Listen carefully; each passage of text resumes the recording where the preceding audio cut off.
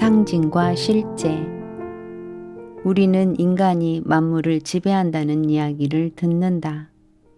이러한 지배력은 마음을 통해 만들어진다. 생각은 모든 원칙을 다스리는 활동이다. 최고의 원칙은 탁월한 본질과 자질을 포함하고 있기에 그에 접하는 모든 존재의 환경과 양상과 관계를 결정할 수밖에 없다.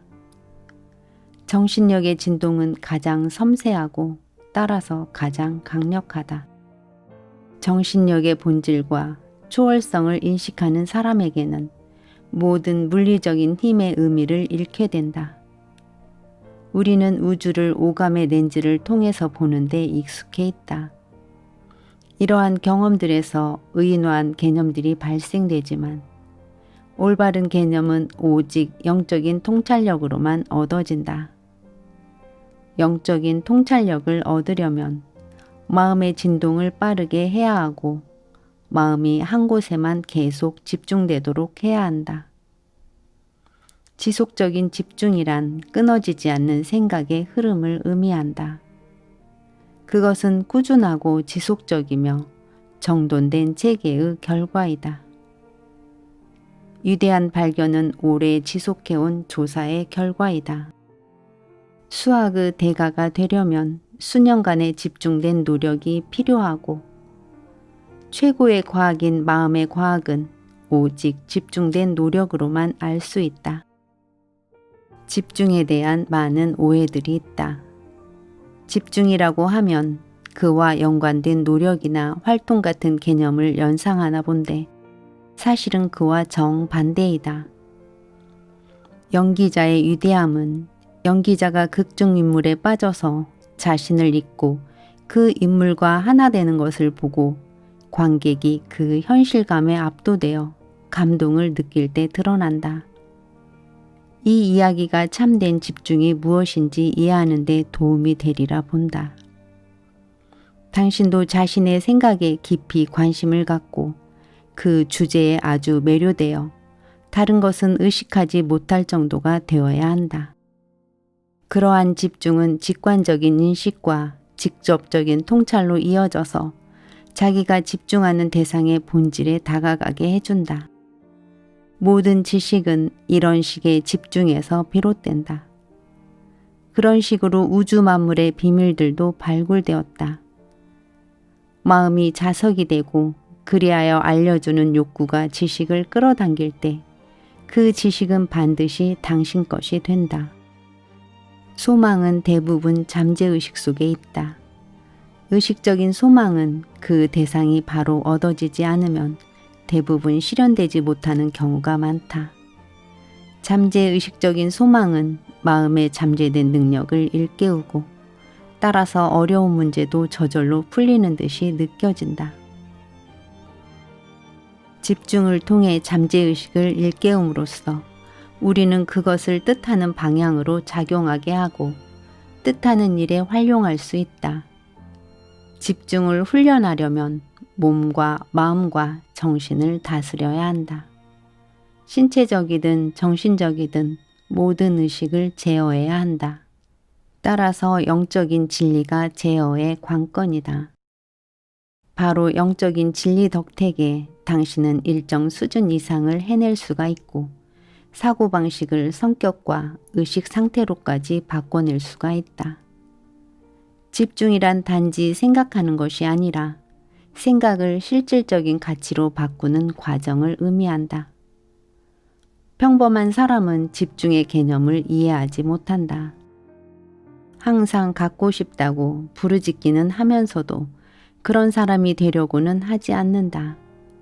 먼저 그런 존재가 되어야만 가질 수 있음을, 먼저 그의 나라를 발견해야 더해진다는 것을 이해하지 못한다. 일시적인 열정은 무가치하다. 무한한 자신감이 있어야만 목표가 이루어지는 것이다. 마음의 이상이 너무 높아서 거기에 이르지 못하는 경우도 있다. 단련도 하지 않은 날개로 하늘을 날아오르려고 하다가 날지 못하고 땅으로 떨어지기도 한다. 하지만 그것이 다시 시도하지 못할 이유가 되지는 않는다. 연약함이야말로 마음의 성장을 막는 유일한 장애물이다. 연약함을 신체적인 제약이나 마음의 불확실함에서 비롯된 것으로 보고 다시 시도하라. 반복하면 더 완전해지고 더 쉬워지는 법이다. 천문학자가 마음의 중심을 별에 둔 덕분에 우리가 별의 비밀을 알게 되었다. 지리학자가 마음의 중심을 땅의 구조에 둔 덕분에 지리학이 생겼다. 다른 일도 마찬가지이다. 사람들이 마음의 중심을 삶의 문제들에 두었기에 그 결과로 오늘날의 거대하고 복잡한 사회 질서가 나타났다. 모든 정신적 발견이나 성취는 소망과 집중이 더해진 결과이다. 소망은 가장 강력한 행동 양식이다. 소망이 지속적일수록 더 확실하게 결과가 나타난다. 소망의 집중이 더해지면 자연으로부터 어떠한 비밀이라도 알아낼 수 있다. 위대한 사상을 깨닫고 그에 따른 위대한 감정을 느낄 때 마음은 더 높은 것의 가치를 이해하는 상태에 이르게 된다. 한 순간이라도 진지하게 집중하고 뭔가 이루겠다고 강하게 소망하면 몇 년 동안 느리고 평범하며 억지스레 노력을 기울인 것보다 더 많은 것을 이룰 수 있다. 이렇게 하면 불신, 연약함, 무기력, 자기 비하라는 감옥의 창살이 풀어질 테고 당신은 극복의 즐거움을 알게 될 것이다. 독창성이나 창조성과 같은 정신은 끈기를 가지고 지속적으로 노력할 때 얻어진다. 사업에서는 집중의 가치를 가르치고 결단력을 장려한다. 그렇게 하면 실제에 필요한 통찰력이 생기고 결론도 빠르게 내릴 수 있다. 심리적인 요인은 어떤 거래에서나 주도적인 요소이고 소망은 그 지배적인 힘이다. 모든 상거래는 소망이 외면화된 것이다. 건전하고 실질적인 미덕들은 대개 상업적인 업무를 통해서 발전한다. 이때 마음은 한결같아지고 일정한 방향성이 생기며 능률이 오른다. 그러기 위해 꼭 필요한 것은 마음을 강하게 단련하는 것이다. 집중을 방해하는 것들과 본능적인 삶의 변덕스러운 충동들을 뛰어넘고 그리하여 고차원적인 자아와 저차원적인 자아 사이의 갈등을 성공적으로 극복해야 하는 것이다. 우리는 모두 발전기이다. 그러나 발전기 자체는 아무것도 하지 못한다. 마음이 발전기를 작동시켜야 한다. 그래야 발전기가 쓸모있게 되고 에너지를 분명하게 모을 수 있다. 마음이란 상상을 초월할 정도로 강력한 엔진이다. 생각은 무엇이든 해내는 힘이다. 생각은 모든 외부 형태와 사건의 지배자이자 창조자이다. 물리적인 에너지는 생각의 힘에 비하면 아무것도 아니다. 생각 덕택에 인간이 자연의 모든 힘을 다스릴 수 있다. 진동이란 생각의 작용이다.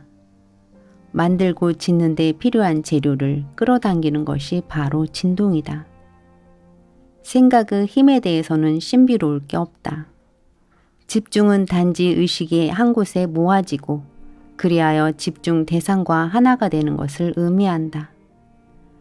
몸에 흡수된 음식이 몸의 근간을 이루듯이 마음은 집중 대상을 흡수하고 거기에 생명을 준다. 중요한 문제에 집중하면 직관력이 작용하기 시작하면서 성공으로 이끌어줄 정보를 제공하는 식의 도움을 줄 것이다. 직관은 경험이나 기억에 의지하지 않고도 결론을 낼 수 있다. 직관은 추론의 힘이 미치지 못하는 문제도 해결할 때가 많다. 놀랄 만큼 갑작스럽게 찾아오는 경우도 많다. 우리가 찾으려는 진실을 아주 직접적으로 계시해줘서 마치 높은 존재에게서 오는 것처럼 느껴지기도 한다. 우리는 직관력을 개발하고 키울 수 있다. 그러려면 직관력을 인식하고 알아야 한다. 직관이라는 손님이 왔을 때 그를 왕처럼 대접해주면 그는 다시 올 것이다. 따스하게 맞아줄수록 더 자주 올 것이다. 하지만 무시하거나 마음을 쓰지 않는다면 오기는커녕 더 멀어져만 갈 것이다. 직관은 대개 고요함 속에서 찾아온다. 위대한 사람들은 고독을 찾을 때가 많다. 바로 이때 인생의 큰 문제들이 모두 해결된다. 그렇기 때문에 기업가들은 가능하면 개인 사무실을 가지려고 한다. 방해받지 않는 곳을 찾는 것이다. 개인 사무실을 가질 여건이 안 되면 적어도 매일 잠시 머물 장소를 찾아서 성공에 필요한 무적의 힘을 개발하기 위해 생각을 단련할 수 있다. 잠시 의식은 근본적으로 전능하다는 사실을 기억하라. 잠재의식의 행위에 힘을 부여할 때 한계란 존재하지 않는다. 얼마만큼 성공하는가는 소망의 성격에 따라 달라진다. 소망이 자연의 법칙 혹은 우주의 마음과 조화를 이룬다면 마음이 자유로워지고 무한한 용기가 생길 것이다. 장애물을 정복하고 승리를 거머쥘 때마다 당신은 자신의 힘을 더욱 믿게 되고 능력은 더욱 커질 것이다. 힘은 마음가짐으로 결정된다.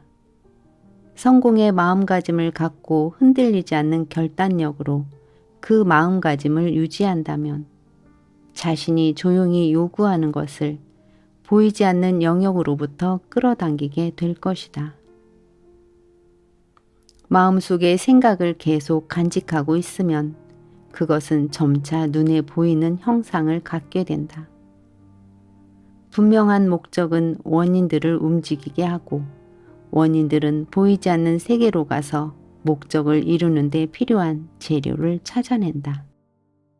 당신은 힘 자체보다는 힘의 상징을 쫓는지도 모른다. 당신은 명예보다 인기를 바라고 부유함보다 재산을 바라고 봉사보다 지위를 바랄지도 모른다. 이런 것들은 차지하는 순간 재로 변해버리고 만다. 때이른 부나 지위는 유지될 수 없다. 노력해서 얻은 것이 아니기 때문이다. 우리는 준 그대로 받는 법이다. 주지 않고 받으려는 사람은 그러고자 할 때마다 보상의 법칙에 의해서 정확한 평형이 가차없이 유지된다는 것을 깨우치게 된다. 대개는 돈이나 여타 힘의 상징들을 쫓아 달려가지만 힘의 참된 근원을 이해한다면 이런 상징들은 무시할 수 있다. 은행 계좌에 돈이 많은 사람은 주머니에 금덩어리를 넣어둘 필요가 없다. 힘의 참된 근원을 찾는 사람도 위선이나 거칠에 더 이상 관심을 두지 않는다.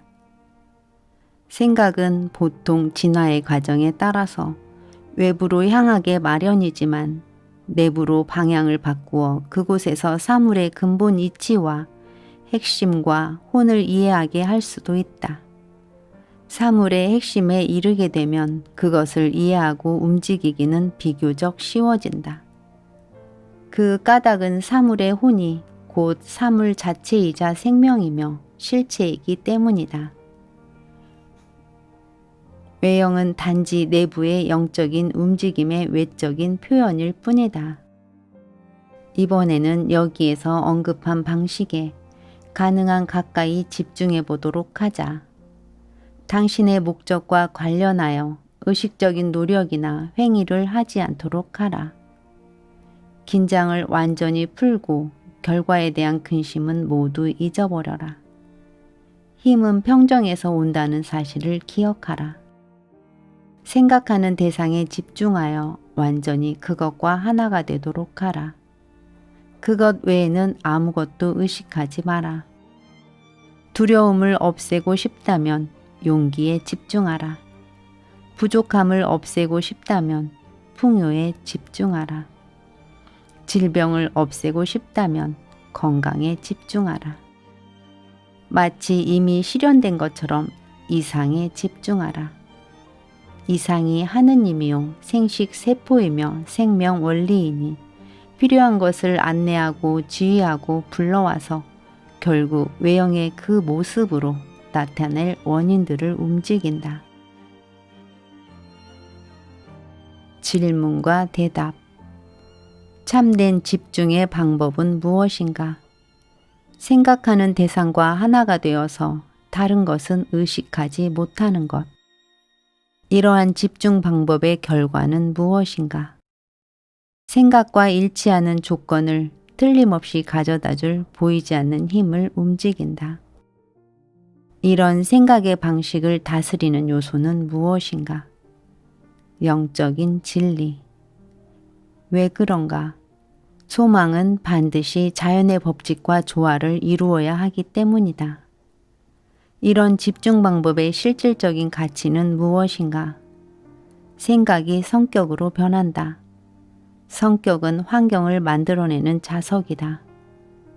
모든 상거래를 다스리는 요인은 무엇인가? 심리적 요인. 왜 그런가? 마음은 모든 외부 사물과 사건의 지배자이고 창조자이므로 집중은 어떻게 작용하는가?